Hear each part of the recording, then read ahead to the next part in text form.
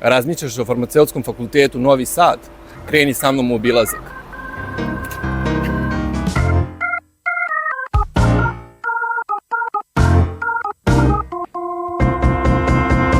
Ovdje sve počinje. Predavanja, zanimljive priče, profesija koju biraš. Medicinska biohemija, zdravstvena nega, farmacija i fizioterapija.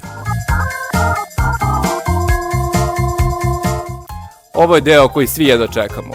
Radimo na savremenoj laboratorijskoj opremi i učimo kroz praksu, jer najbolje se pamti ono što sam uradiš. Kad dođe ispitni rok, ovo je baza znanja.